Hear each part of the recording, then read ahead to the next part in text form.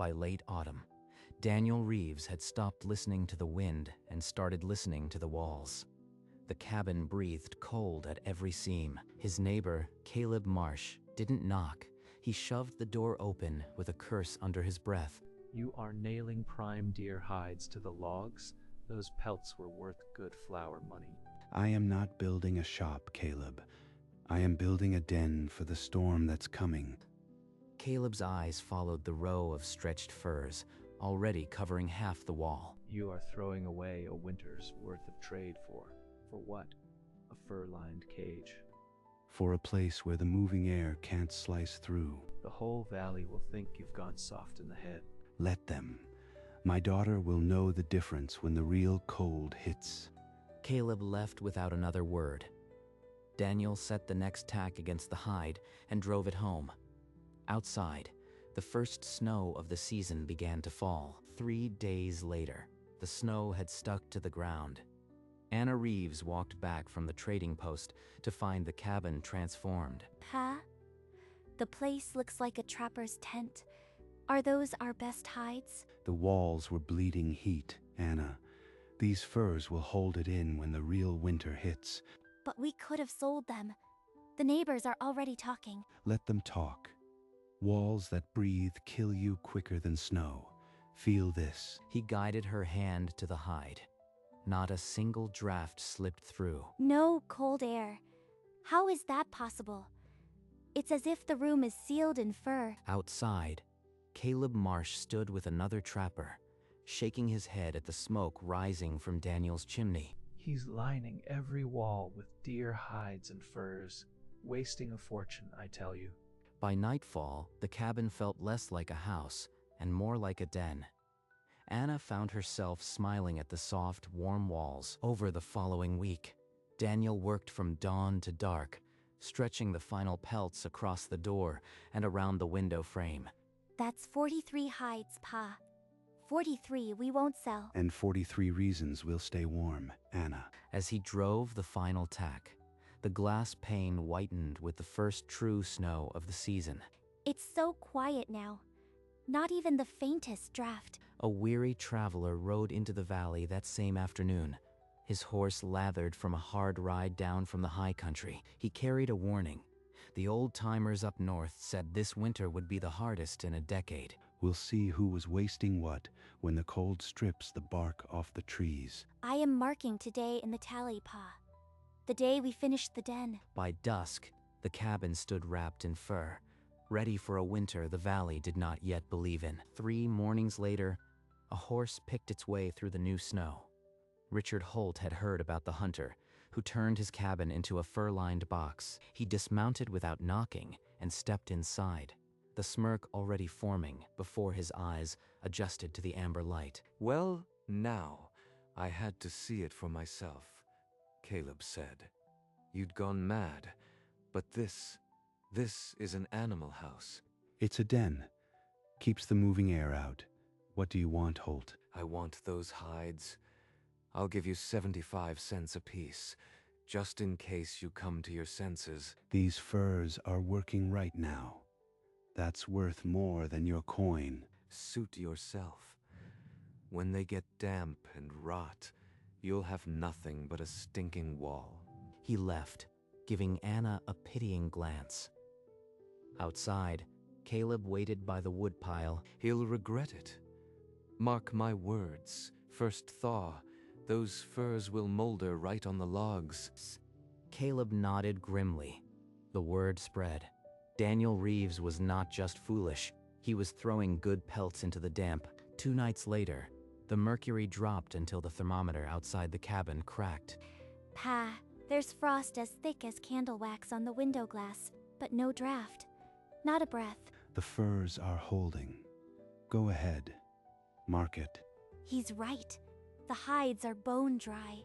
Not one speck of damp. That afternoon, Caleb Marsh came to borrow a saw blade. He stopped just inside the door, shivering. You've got the stove roaring hot. I'll give you that. It's not the stove. It's the walls. Feel them. It's the fire, Daniel. Don't make it more than it is.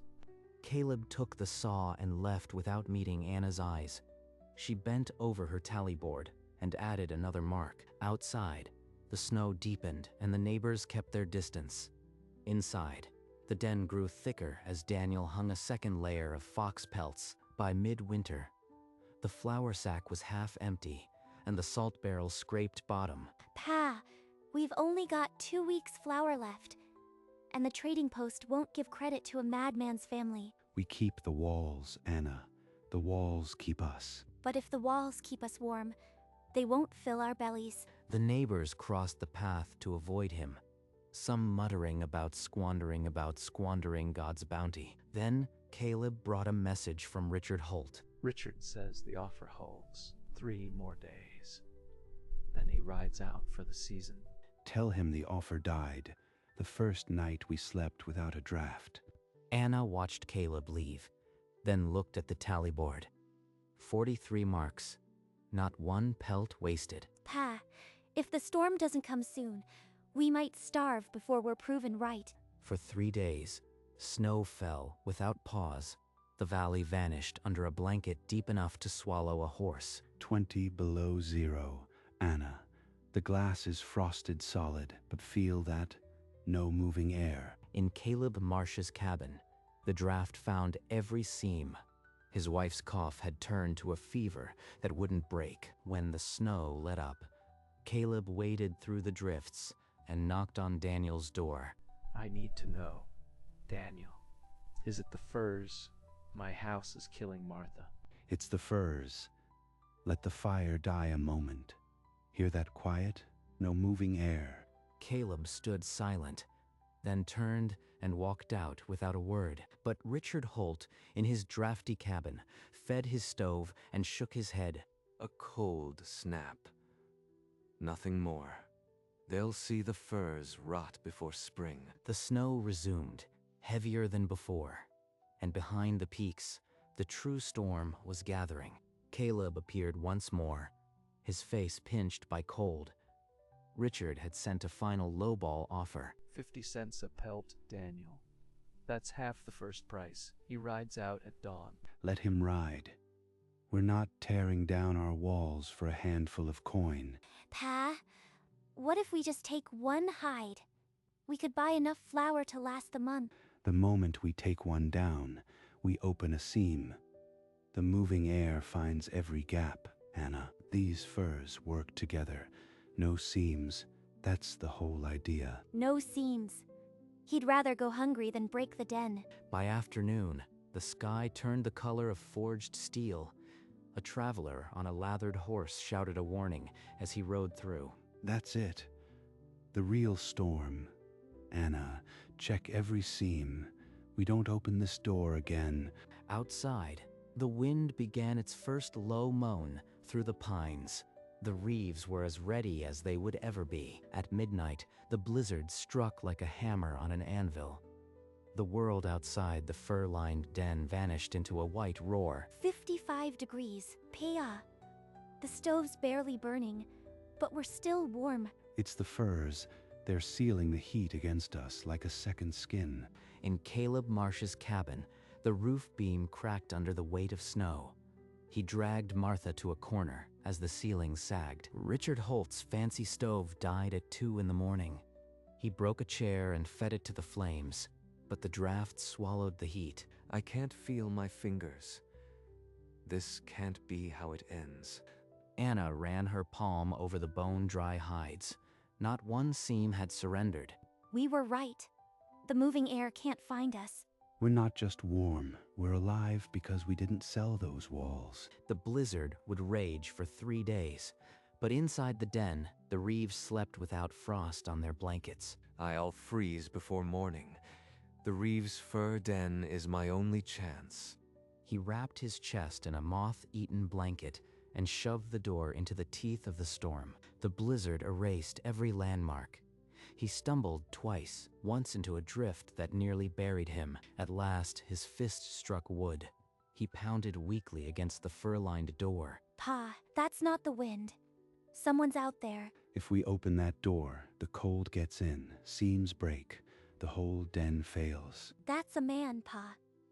We can't let him die. The banging came again, softer this time, flesh on wood, no strength behind it. If it's Richard Holt, he'll owe us more than an apology. Anna held her breath as Daniel's hand closed on the latch. Daniel swung the door open. Richard slumped against the jamb, beard caked with ice, eyes barely open. Help. I was wrong. He's no threat now, Pa. Please, just get him inside. Daniel hauled him across the threshold and dropped him beside the stove. The trader's hands were dead white. Anna threw a fox pelt over his shoulders, while Daniel stood over him, watching. That fine rifle stays with me. Consider it payment for the pelts you undervalued. Take it. It's a fair trade. Daniel lifted the rifle, felt its weight, and leaned it against the fur-lined wall beside his own. Anna helped Richard drink a cup of warm broth while the storm howled on. Outside, the blizzard screamed on, but inside the fur den, the Reeves now shared their corner with a humbled enemy. Morning came without light, only a dense white pressing against the frosted window. Richard sat against the fur wall, his breathing shallow. These walls, they kept you alive. My house was an icebox. Daniel said nothing, only picked up his whittling knife and began sharpening a stick. The traitor admitted it. That's worth marking. She wrote in the tally book beside the board, Day 3, R admitted. Anna kept her knitting needles clicking, a soft rhythm against the storm's howl. Richard's gaze drifted to the fox pelts layered along the door. I offered 50 cents for pelts that saved my life. Anna, hand him another bowl. He'll need strength to walk out when this is over. Anna handed Richard a steaming bowl, his frozen fingers wrapped around it, the warmth bringing color back to his knuckles. The blizzard shrieked again, and the den held firm. 3 lives now wrapped in the same fur skin. On the 4th morning, the wind shredded into gusts and then stopped altogether. A strange silence settled over the valley. Daniel forced the door open and began shoveling a path through the drift. Anna held a lantern, her breath misting in the sharp air. Pa, the hides are bone dry. Not one frozen. Not one speck of mold. I was wrong about the damp, too. Not a patch of mold. Anna took out her tally board and added a long row of marks. 123 pelts, all saved. Those walls just earned us more than any trader's offer. Richard folded the fox pelt and laid it on the bench. The storm had stripped his arrogance clean. We need to see who else survived, Pa. Caleb and Martha might be freezing. Daniel glanced back at the cabin, at the rifle hanging beside the tally board. The den had kept them all alive. Anna slipped the tally board into her coat. The marks were proof of more than just warmth. The valley was a graveyard of frozen cabins and ruined stores. Every family had found their pelts black with mold or brittle with frost. Martha's fever broke, but my house is a wreck. His cabin, it's still standing. You were right, Daniel. Every man in this valley would trade his last coin for walls like these. 123 pelts. Pa, all saved. More than the whole valley has together. She's not lying. I've seen every seam, not a single pelt wasted. By mid-morning, a line had formed at Daniel's door. Neighbors, ashamed, came begging for anything that would keep their families warm. I'll trade you pelts for spring labor, cleaned at market rate. That's the cost. Anna opened a new column on the tally board. Pelts owed, labor promised. Each mark was a debt the valley would repay. Caleb left with 2 deer hides and a promise to haul stones come spring. Others followed, each deal recorded by Anna. By nightfall, the door had not stopped opening. Daniel Reeves was no longer the valley's fool. He was the only man with currency that mattered. When the last neighbor left, Richard gathered his coat and his empty pride. The rifle still hung on the fur wall, gleaming in the lantern light. You were right to take it, Daniel. It's a fair price for my life. It'll remind me how close a man can come to dying for his own pride. There's a market over the pass that pays double for pelts stored without frost. Keep yours dry, and you'll triple your stock's worth. Anna wrote the words in her tally book, the charcoal scratching fast, information that would secure their spring. Richard pulled his collar high and stepped outside. The door shut with a soft, final sound. He passed Caleb and 2 other neighbors waiting to barter. None of them looked at him. Pa, the tally is complete. We lost nothing. We gained everything. Daniel took the rifle from the wall, felt its weight one last time, then leaned it against the tally board. Anna carved the final notch into the wall plank itself, a permanent mark beneath the tally board. When the thaw finally came, Daniel and Anna rolled the undamaged pelts into tight bundles and loaded them onto a sled. The valley gathered at the trading post. Not a celebration, a recognition. Caleb Marsh stood apart from the crowd, his face heavy. I called you a fool, Daniel. I was wrong. A wall is worth more than a pocket full of coins when you are freezing. Anna stood beside the sled, her tally board tucked under one arm. Martha Marsh, now fully recovered, pressed a warm hand to her shoulder. The hides did their work. Now they'll do it again as profit. Back at the cabin, the walls still bore the ghost of the pelts, lighter patches where hides once hung over every seam. I am keeping this. Daniel nodded. The tally would remain, not as a boast, but as a reminder of what they had built and what it had saved. The valley remembered, and every winter after, not one family laughed when Daniel Reeves hammered hides to his walls. By midsummer, the tanning beam behind the cabin was busy again. Daniel scraped a deer hide while Anna held it firm. These won't be for sale. They're for the walls. We'll have enough to line the whole cabin twice over. Inside, Richard Holt's rifle hung above the fireplace, its silver inlay catching the lamplight. A fair trade. That rifle. A life for a life. She walked to the wall where the old tally board hung and took out her knife. Under the carved 123, she added, the new total, 189, all saved. Daniel came inside, saw the fresh notch, and laid his hand on her shoulder. Without a word, through the open window, the green valley hummed with summer. The fur den stood silent, ready for whatever winter would send. The first snow of the new winter arrived in late October, softer than the storm that had taught the valley its lesson. Another year of hides in the ledger, Pa. The walls are thick enough now for any storm. Wind can try. It won't find a seam. The rifle glinted on the wall, a silent sentinel beside the tally board. Outside, the snow thickened, burying the path to the door. 189. Every pelt counted, every seam sealed. The carved marks on the wall told the story. Survival bought with foresight, not profit. Snow covered the valley, but inside the fur den, the Reeves were warm. The tally board hung unshakable, a promise carved in wood, and the den kept them, as it always would. Years after the record blizzard, a young man from the lower valley knocked on the Reeves' door in the middle of a driving snow. Come in, son. Shut the door quick. Don't let the moving air in. Daniel ran his hand over the nearest wall of still perfect hides. The young man's breath fogged until he felt the packed warmth. Anna brought the old tally board from the mantel. The carved numbers stood deep in the wood, 189 pelts, saved years past. We counted everything, lost nothing. A wall is worth more than a pocketful of coins when you are freezing. It's not strength that keeps a cabin warm. It's stillness.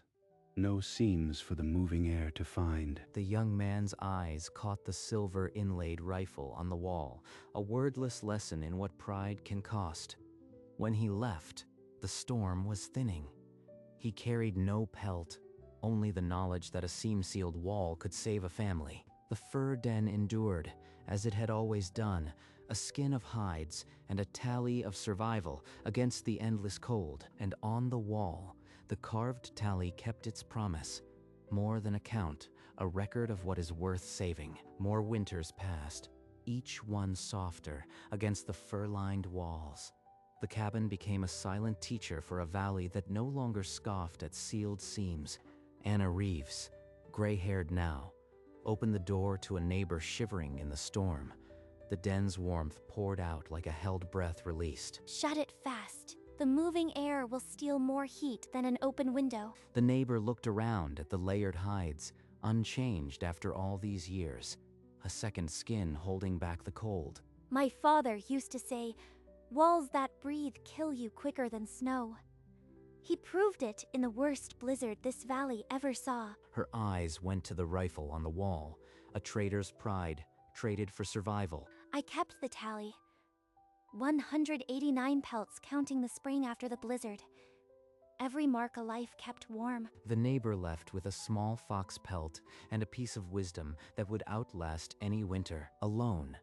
Anna ran her hand over the hides and listened to the silence of sealed walls. The tally board watched over it all, its carved promise never fading.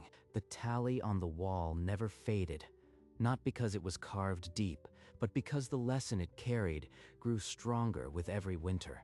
We built a den that outlived the storm, and the laughter, and the doubt. The rifle hung above the fireplace, a souvenir of pride surrendered to the truth that a sealed wall is worth more than a pocketful of coins. Inside the fur den, the air never moved, and that stillness was the Reeves' fortune. Snow heaped against the cabin walls, but the wind never found a way in. The carved numbers held every pelt saved, every life kept warm, every winter proof that Daniel Reeves was no fool. The den, soft, draft-killing, fur-wrapped, had turned waste into salvation, and the valley knew it. In the stillness, after the blizzard that froze the valley, one family counted their wealth in pelts still perfect on the walls. We lost nothing. We gained everything. And the fur den stood, a silent promise that the worst winter could never touch what was truly prepared. One deep winter evening, a traveler passed the Reeves cabin. The windows glowed amber through the snow. He paused, listening. Not a draft whistled, not a seam leaked the precious warmth. Inside, the fire had burned low, but the fur walls still held the heat like a held breath. The rifle hung above the mantel, a souvenir of a trade that had redefined a man's worth. Anna, gray and bent, sat by the fire with the tally board on her lap. The carved numbers were worn smooth by her fingers. Every mark was a day we didn't freeze. Every pelt a wall against the moving air. The tally was more than a count. It was the record of a family that had wagered everything on a simple truth. The blizzard that froze the valley had passed long ago, but the wisdom born that winter outlasted the snow. He lined every wall with deer hides and furs, and in the worst blizzard, those walls saved us all. And the fur den stood, awake in the stillness, holding the memory of every seam sealed against the cold.